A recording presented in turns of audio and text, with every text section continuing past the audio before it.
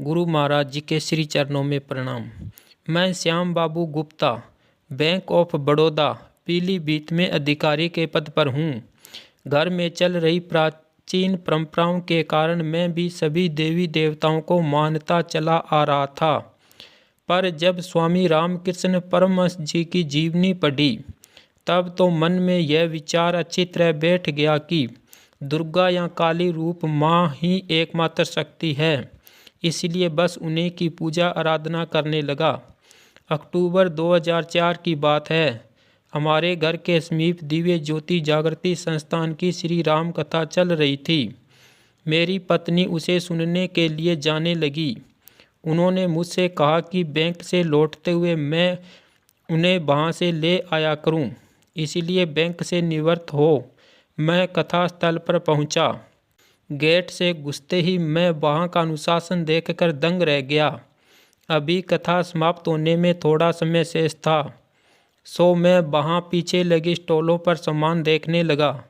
मैंने संस्थान की मासिक पत्रिका अखंड ज्ञान खरीदी और वहीं खड़े होकर पढ़ने लगा। इतने में संस्थान के किसी स्वामी जी ने बोलना प्रारंभ किया।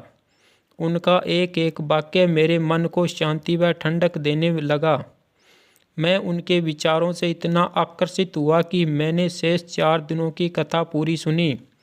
अंतिम दिवस अचानक मुझे संस्थान की पीलीभीत शाखा के प्रमुख मिल गए।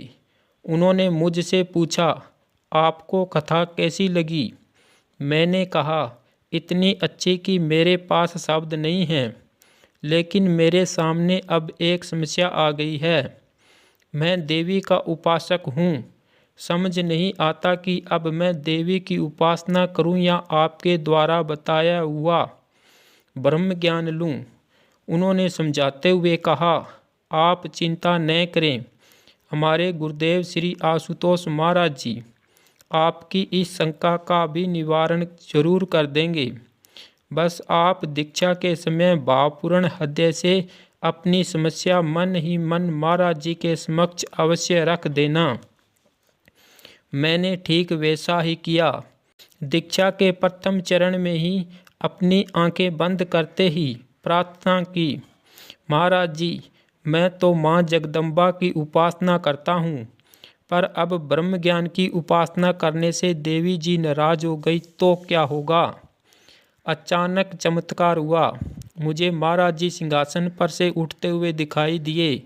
वे मेरे पास आए और मेरा हाथ पकड़कर बोले, चल तुझे असली माँ जगदम्बा के दर्शन कराता हूँ। फिर कुछ ही पलों में मैंने देखा कि साक्षात माँ दुर्गा मेरे सामने शेर पर बैठी हुई है। माता व उनके सितारों जड़े वस्त्र मुझे साफ दिखाई दे रहे थे। यहाँ तक कि शेर के मुख का एक एक बाल भी मुझे दिख रहा था। ऐसा अलौकिक दृश्य मैंने जीवन में पहली बार देखा था।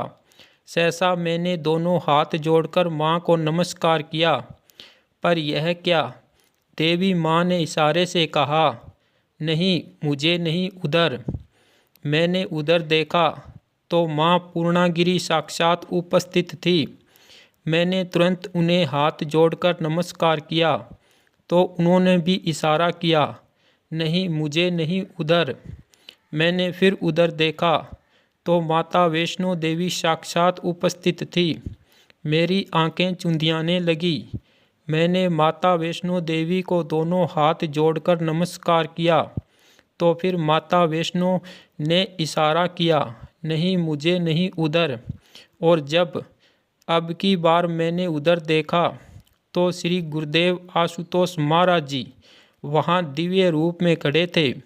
बस अब मुझे मेरी सभी शंकाओं का समाधान मिल चुका था। मुझे मेरे वास्तविक आराध्य पूज्य महाराज जी मिल चुके थे। मेरी दोनों आंखें आंसू बहाने लगी और मैं ज्ञान दीक्षा के परम आनंद में डूब गया। मेरी देवी माँ ने ही मुझे इस समय के पूर्ण सद्गुरु की ओर प्रस्त कर अपनी वास्तविक भक्ति से जोड़ दिया। जय श्री राम।